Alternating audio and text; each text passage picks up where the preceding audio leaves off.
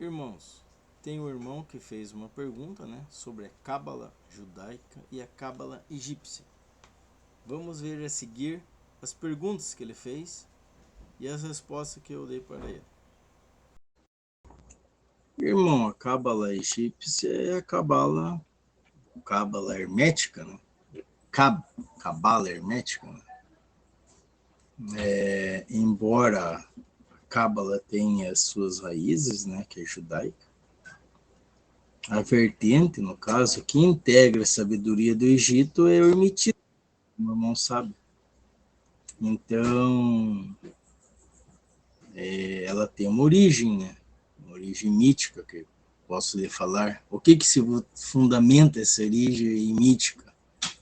Essa origem se fundamenta, desculpa, irmão, na figura de Hermes Trismegisto, né? É uma fusão do deus egípcio Tote, que seria ele, né? É os escribas dos deuses, com o grego Hermes, né, irmão? Então, em tudo isso tem aquela simbologia, né? Se utiliza a mesma árvore da vida, né? Mas preenche suas esferas que eu digo é Sefirot, né? O caminho da divindade egípcias, entendeu? A astrologia, o tarô, diferencia por esses lados. Mas a árvore é a mesma, só que com essas simbologias dessas divindades. No caso, sobre o Kai Balion, né, que o irmão sabe, frequentemente no Kai Balion, esses estudos têm a filosofia hermética egípcia. Ali está associada, né, nesse livro, associa, querendo ou não, seja ela mentalmente ou no teu ver, na decifração do que o Kai Balion quer dizer, é a sonorização da Cábala, que quer dizer que ele guarda as 7 leis herméticas. E daí, dentro desses círculos, né, como todo magista, usa o oráculo. Né? Um exemplo. Existe também, nesse círculo, o sistema de numerologia, entendeu? São autoconhecimentos bem específicos que é da Cábala egípcia, né? Que funciona ali com os oráculos, né? Baseado só que nos deuses lá do Egito. Exemplo. Essa é a Cábala do Egito. Né? Então, se o irmão for ver, se o irmão busca ali o sistema que une o Egito e a árvore da vida, o nome é Cábala hermética, né? Daí o irmão busca a filosofia das leis universais de Tote, no caso.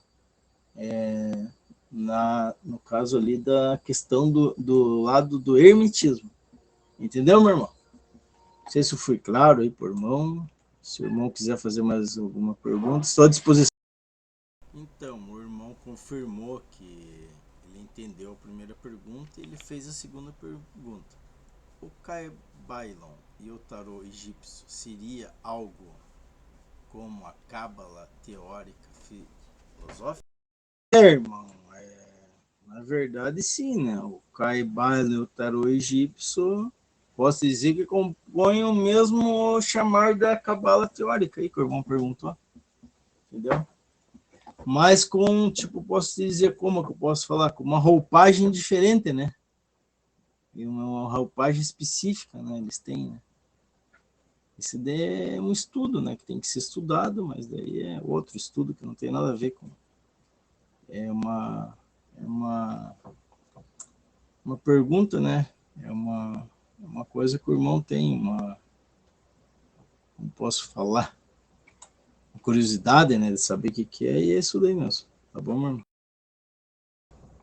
Agora, o que caracteriza a cabala hermética? Não tem. eu posso dizer que o que caracteriza a cabala hermética? Podemos dizer que ela tem uma caracterização diferente.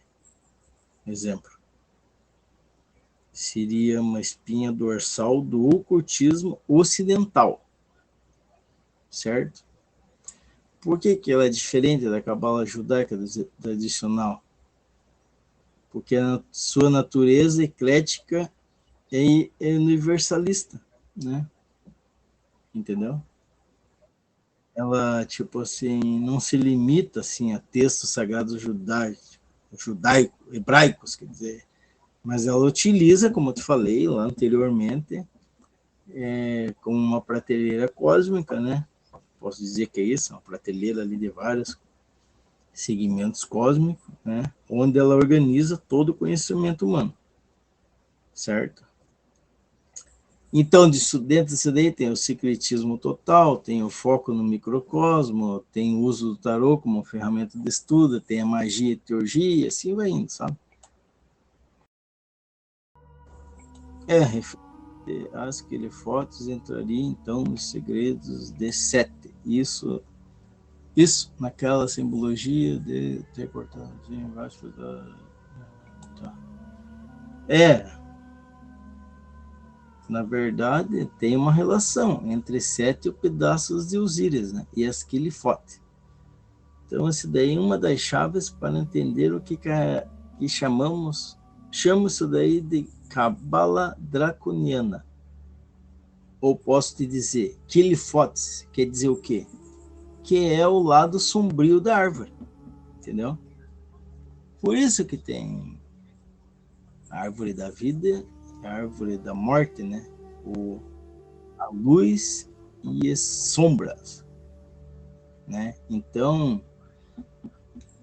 tem um nome isso daí, né? Seria as cascas, na verdade, se você for ver bem. Então, Sete esquilifotes é como se for as cascas. Quer dizer o quê? Na Cábala, lá, as quilifotes, do hebraico, né? As cascas ou conchas, são energias que estão em desequilíbrio. Quer dizer o quê? Ou são lixos cósmicos que restou da criação. Coisas que o Criador fez, ferramentas que o Criador mesmo fez, mas estão nessas cascas, nessa quilifote. Obviamente, esses tipos de lixos cósmicos, como posso dizer, que restou da criação, estão aqui para serviços e ser ferramentas dos humanos, porque tem pessoas que vai para o lado da escuridão, né? E isso daí traz a conexão com o Sete, sim, porque tem até a Ogle, né, que é uma ordem que eu fundei, que depois para frente vocês vão ver dentro dos ensinamentos que da Ordo Sapiente Orientes, com todos os deuses egípcios, inclusive o Sete, né? Sete é o caos, tá? Representa a força do caos, então uma força muito poderosa que também tem que saber lidar com ele, né? Que a turma fala, porque tem os daimon, porque tem não sei o quê, porque tem os servidores, porque tem os grimórios tal, que tem entidades muito poderosas, mas não conhecem esse lado, né? Muitos eu não vejo falar nesse lado aqui, que foi bom meu irmão ter perguntado, né? Então o Sete, como sabemos, ele despedaçou mesmo Osíris, entendeu? Então as quilifotes representam a força que fragmenta a consciência, onde há unidade, quer dizer o que? Unidade dos Osíris, né? E as quilifas traz a multiplicidade confusa e o ego despedaçado. Nesse caso vem aquela questão, Osíris despedaçado, a queda do ser, né? Que chamamos, né? Então os 14 pedaços de Osíris que foram espalhados lá pelo Egito simbolizam a alma humana que perdeu seu centro, no caso, né? Então, nos termos cabalísticos, esse é o estiliciamento dos vasos. que se chama Shivirat HaKelim. Então a luz era forte demais, os vasos quebraram, e as faíscas de luz, esses pedaços de Osíris, caíram nas profundezas de Qelifote, que é o reino de Sete. Na questão da Cábala egípcia, nós estamos falando, entendeu? Daí vem a Ísis, que é a reintegração, é a alquimia disso, então envolve tudo, você vê que tudo tem dentro dessa questão, a alquimia, a filosofia, a magia, os instrumentos e ferramentas que restaram, que não prestaram e foram para esse lado. Então, dentro do trabalho diz que a magia, que a intuição, é bem dizer o trabalho do cabalista, que é o quê? Você busca entrar no deserto, no do inconsciente das Qelifote, para encontrar as faíscas de luz perdida. Ísis estava procurando os pedaços de Osíris, que seriam essas faíscas de luz perdidas no meio das Qelifotes, da Qelifote, né? Então, qual que foi a missão? Unir os pedaços lá, né? Que no final se chama por um processo que é Tikkun, em hebraico, que quer dizer reparação, você juntar tudo que foi despedaçado. Tikkun, reparar. Então, na Cábala hermética, você não destrói a sua sombra. No caso, a sombra quer dizer 7, né? Mas você resgata a força que está presa nela para reconstruir o seu eu interior, o seu rei interior, que seja, ou seu Deus interior, que no caso seria Osíris. Às vezes você desce nas Qelifotes, nas cascas, buscar os pedaços de faíscas de luz que foram despedaçados de você, para ser feito o Tikkun. Você juntar esses pedaços, né, e reparar esses despedaçamentos que foram feitos, para você buscar reconstruir a tua força. Então, isso tem um segredo, né? Se você for ver. Tem uma decifração. Segundo, que eu posso dizer aqui, que é bem profundo, às vezes pode até discordar, que o 7 não é o mal. Mas como eu falei, como sobrou essas forças da criação que foram para esse lixo cósmico, na verdade eles se tornam necessários aqui na Terra. Tem que existir o 7. Ele não é o mal, é só, posso te dizer que ele é do gênio dele ser desse jeito. É uma força necessária que precisa, entendeu? Então, se você, às vezes, tem que haver o despedaçamento, né? Entendeu? Senão não haveria busca de Ísis e nem a reintegração de Osíris. Que isso você pode pôr entendimento na sua própria vida, na minha vida, na vida dos outros. Então, se houver no 7, que despedaça as coisas às vezes, você nunca vai buscar o Tikkun, que é a reconstrução, que é a reparação, que é Osíris, né? Senão, Osíris nunca se tornaria o Senhor da Eternidade, um exemplo. Então, ele foi uma ferramenta, né, necessária para que se tornasse Osíris o Senhor da Eternidade. Então, as Qelifote, irmão, são vistas por alguns ocultistas, né, não como demônios, que nem muitos dizem. Claro que alguns usam para o mal, né? Mas não são demônios temíveis, assim, né? Mas são reservas de energia bruta. É coisa que às vezes é necessário ser usado para fazer o caos e, fazendo o caos, reintegrar a ordem. Daí eu venho reintegrar a mesma coisa que reparar. As coisas que estão erradas, você refazer de novo. Como o Ísis fez, né, no caso, né? Um exemplo, né? Se for ver, é uma questão de poder imensa aí de um iniciado. né? Se for ver, é isso daí. Então, resumindo por irmão, isso daí o que eu posso falar? Que o Osíris aqui, ele é a consciência na Cábala egípcia, a consciência una, unitária, ele é o equilíbrio da árvore da vida, na Cábala egípcia, né? O Sete seria essa força necessária que está na sombra, uma fragmentação que sobrou nas Quilifote, que é o lado sombrio, que é necessário ter, porque senão não tem equilíbrio. Senão você não busca Ísis para reconstruir os Íris que estão no túnel anterior. Ísis sempre será a sabedoria, né? Pro iniciado, seja na Cábala judaica, que tem a sua regra, como na egípcia, né? Ísis é a sabedoria, é a prática da Cabala que é o que une o que a teoria com a prática. A teoria você sempre vai ler, mas você tem que impor a prática junto, né? Você tem que aprender a prática. E leitura todo mundo faz.